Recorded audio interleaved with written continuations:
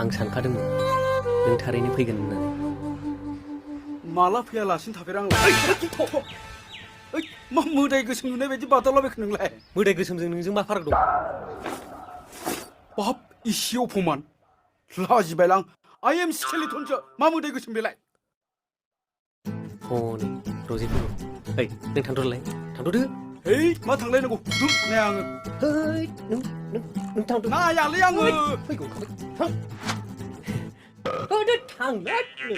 नायगोनलै बेटा।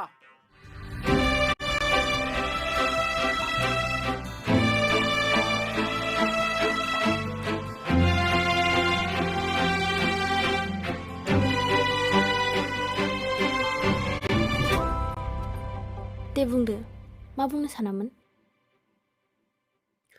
आं मिथिगौ आं जेखौ बुंनो नागिरदों बे खोथाखौ नों आन्दाज मोनखाबाय। थेवब्लाबो आं गावनो खेबसे बुंबावनोसै। रजे आं नोंखौ मोजां मोनबाय।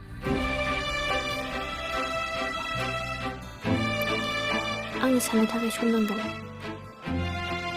रजे आं एसे आलादा स्टाइलनि सेंग्रा।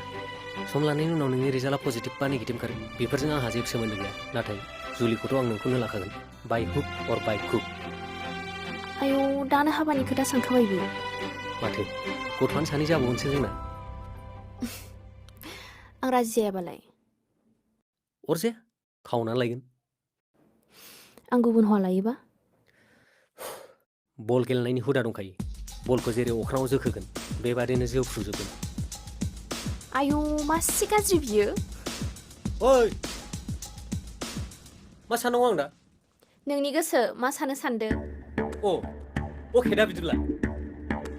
मेबि। माने अके मार